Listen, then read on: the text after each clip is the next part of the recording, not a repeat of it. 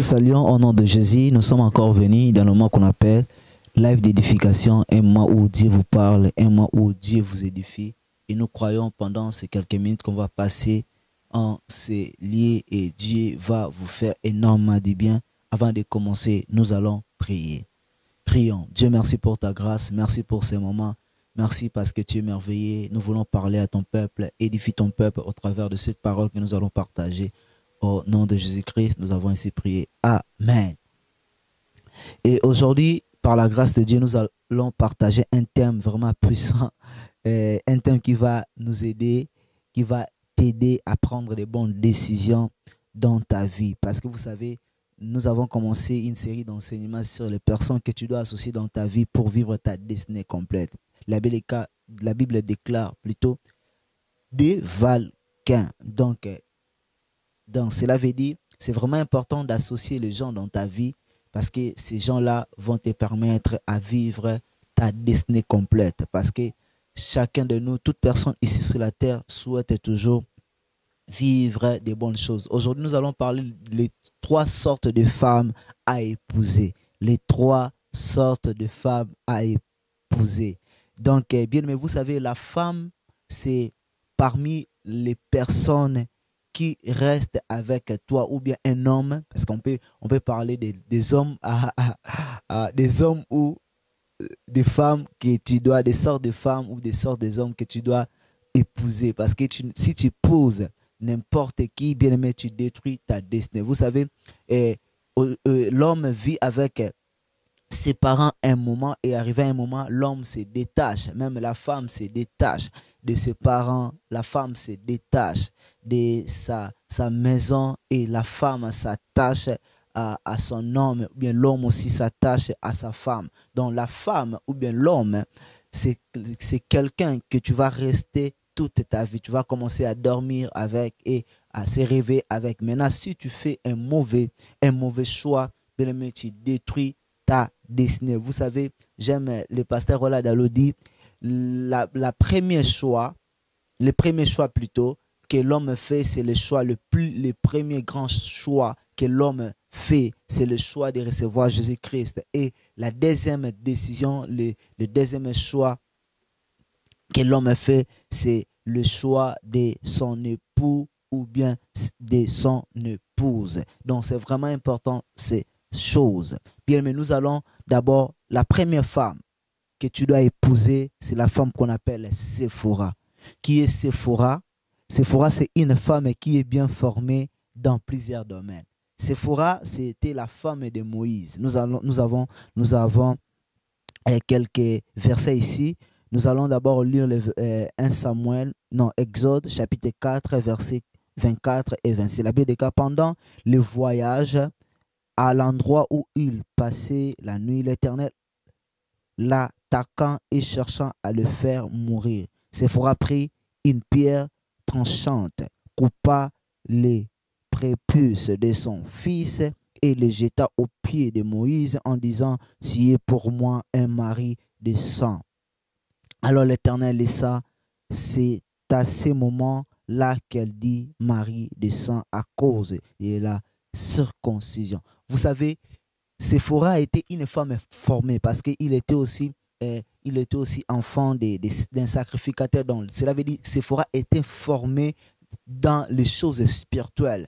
Si vous avez, Dieu a voulu tuer Moïse, Dieu a voulu ôter la vie de Moïse, mais parce que Séphora était formée, parce que Séphora était une femme qui était formée dans sa famille, son père, les parents de Séphora avaient pris le temps de former, de montrer à Séphora les choses, comment les choses spirituelles évoluent, se passent. C'est alors que Séphora Séphora avait été capable de défendre Moïse quand Dieu a voulu tuer Moïse. Parce que si Séphora n'était pas formée, bien aimé, Séphora n'allait pas sauver son mari, Moïse n'allait pas être sauvé par la mort que Dieu a voulu donner à Moïse. Donc c'est vraiment important. Lorsqu'on parle de la formation, d'abord, la femme que tu dois épouser, ça doit être une femme qui connaît Dieu. Ça doit être une femme qui est née de nouveau. Et cette femme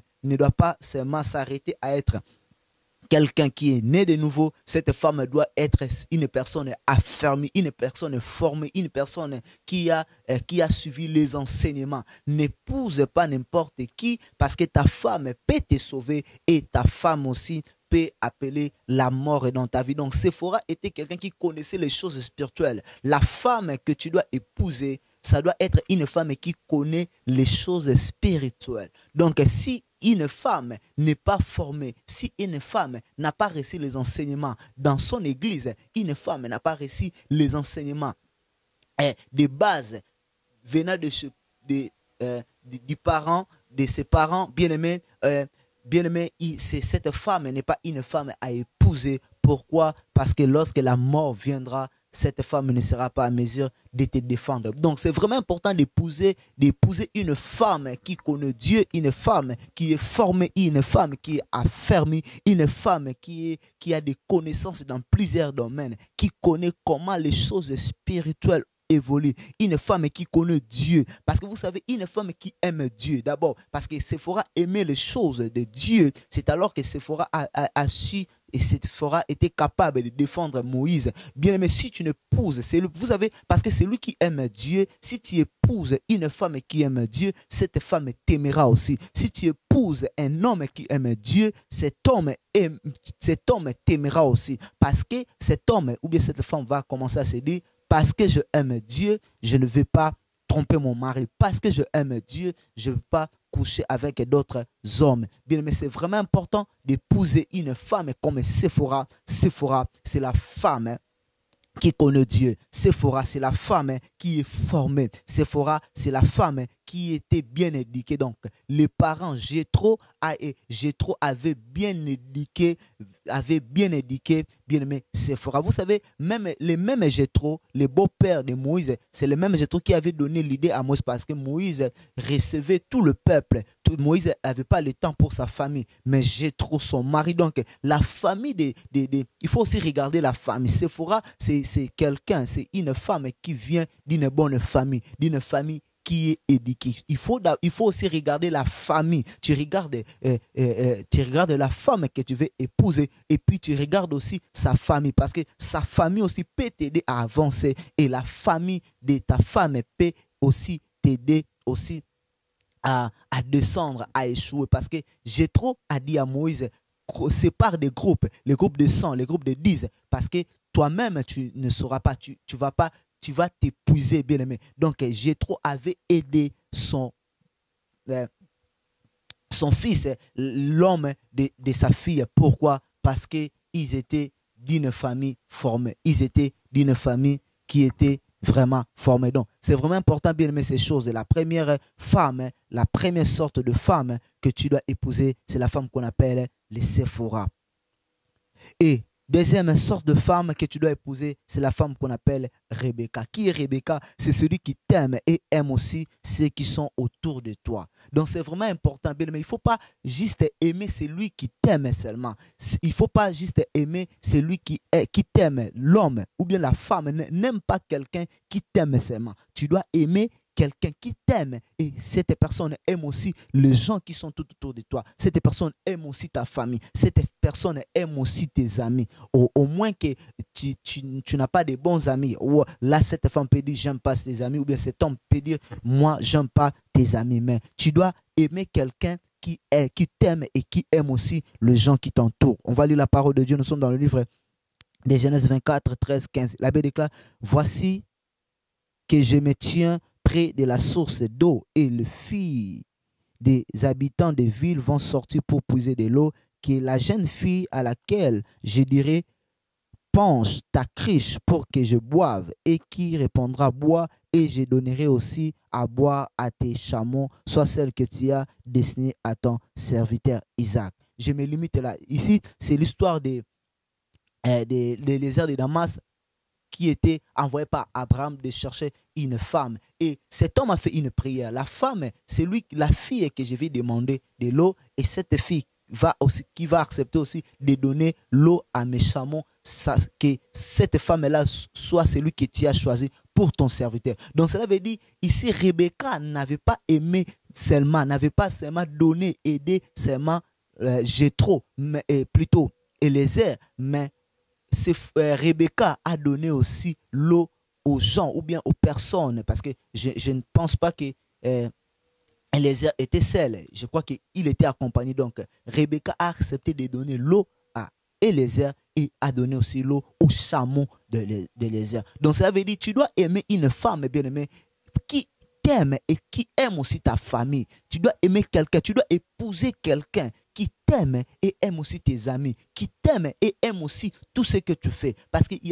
vous savez, lorsqu'on épouse une femme ou un homme, cet homme ou cette femme-là viendra dans notre vie pour nous soutenir, viendra dans notre vie pour nous aider à avancer. Mais si tu n'épouses un homme ou une femme qui t'aime que toi et qui n'aime pas ce que tu fais, mais tu ne vas pas avancer. Qui n'aime que toi, mais il aime que toi, mais il n'aime pas ce que tu fais, mais tu ne vas pas avancer. Fais attention, n'épousez pas n'importe qui, épousez quelqu'un qui t'aime. Et cette personne aime aussi tes frères, il t'aime, il aime aussi tes parents, il t'aime, il aime aussi, bien aimé, tes amis, ils aiment aussi les gens de ton église. Imaginez tu épouses une femme qui est vraiment jalouse. Toi, tu es pasteur. Et cette femme-là n'aime pas que le fidèle te parle. Bien aimé, tu vas détruire ta vie. Tu vas détruire ton ministère. Tu vas détruire vraiment ta vie. C'est vraiment important d'épouser les femmes qu'on appelle des Rebecca. C'est vraiment important.